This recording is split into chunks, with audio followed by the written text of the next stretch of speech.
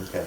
All right. Well, you caught me in the middle of filming, so that's okay. Don't worry about it. It's not the end of the world. I know how to edit. You're welcome. Just a service I provide.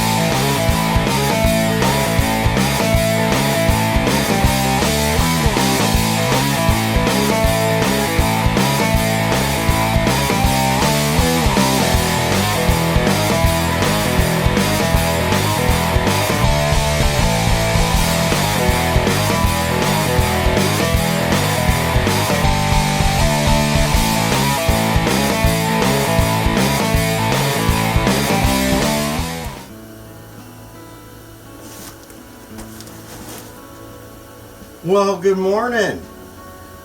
Welcome to Keeper of the Mountain.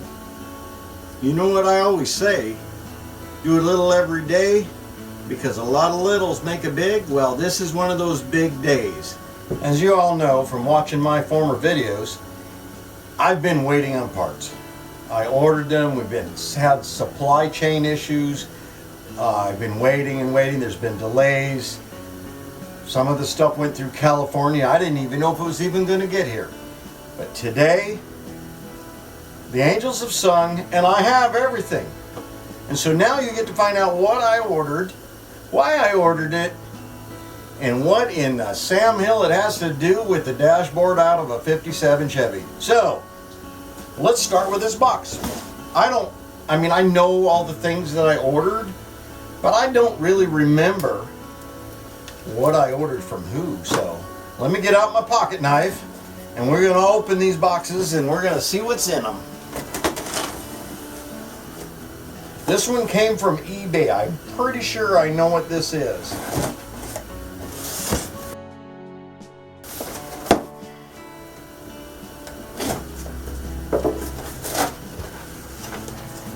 And I am glad that they wrapped it up so nicely to protect it. Because here it is. Oh yeah. And I know there's nothing else in this box. And this is exactly what I ordered. I thought this was going to be bare metal, but it's not bare metal. This is the brand new, freshly minted side cover. No pits, nothing. However, it is painted. I did not know that. I thought it was going to come bare metal. So I have to strip the paint off of this because I'm going to copper plate this. And in order to copper plate it, it has to be bare metal. So yeah, it's all right. I can do that. So I am happy to get this. There was only one place in the entire United States that you could get one of these new. There were a lot of used ones, but I already had a used one. And I didn't want to go through all that to get to it. So I got some, because it had rust on it and pits and it wouldn't look good at all. So here we are with a painted, brand new, no rust, no pits, no grease, no grime, just a little bit of paint. So that's next. All right, what box should we open next? Let's go for the elephant in the room here. This big box. Oh, yeah. I am so looking forward to this part. Now, I haven't even talked about this part. I know what this part is. But you'll see.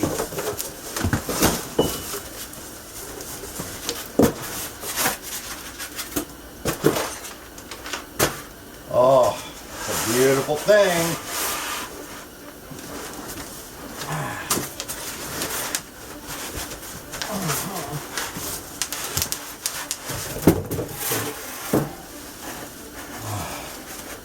This is just gorgeous.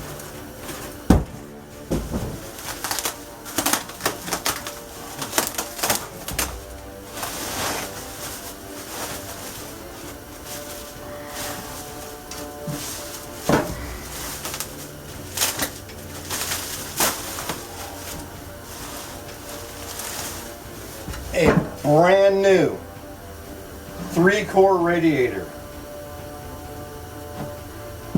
It's aluminum, and this is designed to fit a 1964 and a half through 1966 Mustang. And the reason I chose that is because of how narrow this is. This thing is so narrow it will fit behind the grill of this car. If you remember way back from my early videos, the radiator that was in the car when I got it was too wide. It was just physically not going to work. So I went on a hunt and I discovered that the Mustang Radiator from 1964 and a half through 1966 is a favorite amongst hot rodders because of its size and its ability to cool.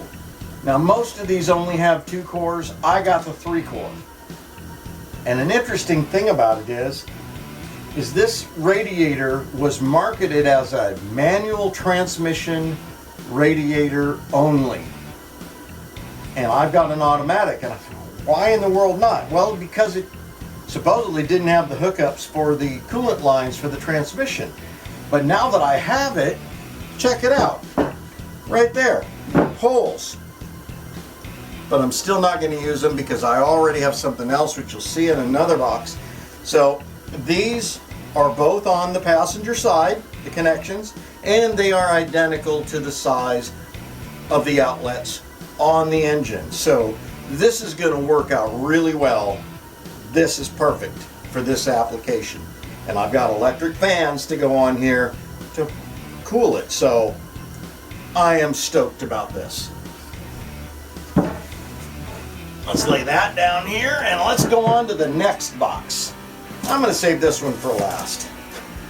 Let's open this big long box.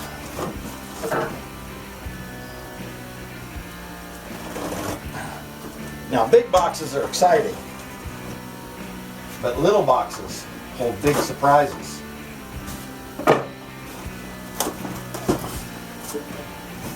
And big rewards.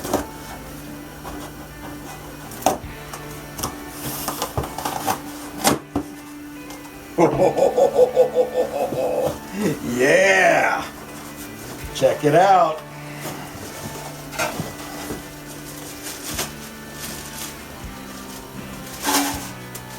A brand new chrome valve cover. Now why did I get chrome? Well, it was the same price as the one that was painted. And I don't have to clean this one up. I have to make sure it doesn't have a preservative coating on it, which will be easy. I'll put a little dab of paint stripper on it and see if anything bubbles up. If it does, then I have to strip the whole thing.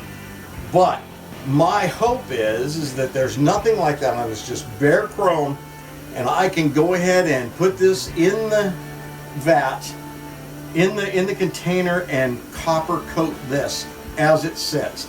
So you get a copper plated, chrome plated.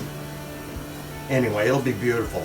And then after the chrome plating, I put on the plating, the copper plating. I have another thing coming, so you'll get to see that. So let's set this down and see what else is in the box.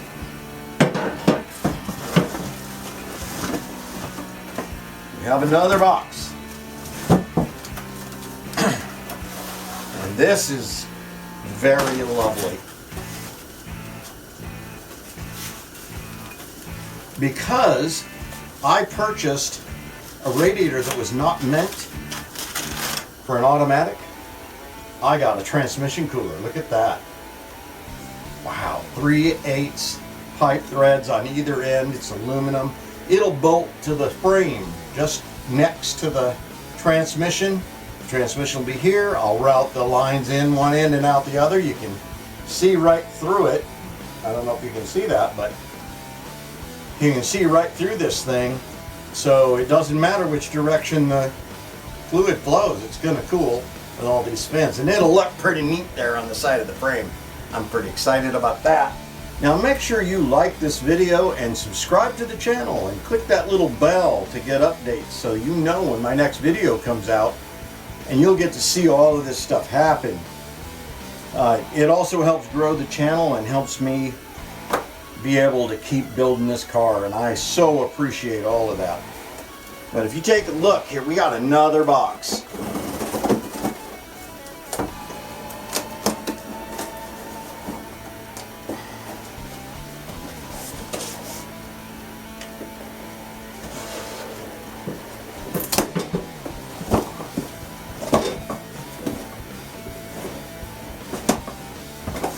This is kind of a cool little surprise here that we have going.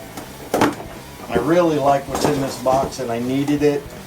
And I'm excited to show you. We got this. What is it? A brand new thermostat. But that's not what I really wanted to show you. I wanted to show you this.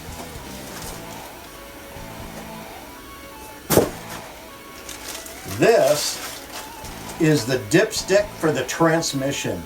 Look at the head on that thing. That is pretty special. This is really cool.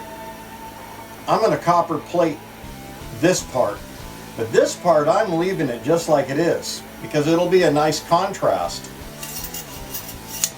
And this will bolt right into the side of the transmission. This will hook onto one of the bell housing bolts, and this will be sticking right up there where we can check the transmission fluid.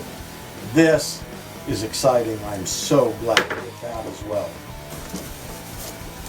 And here in the last box, the smallest box, is the coolest surprise of all. This is a part I've really been looking forward to.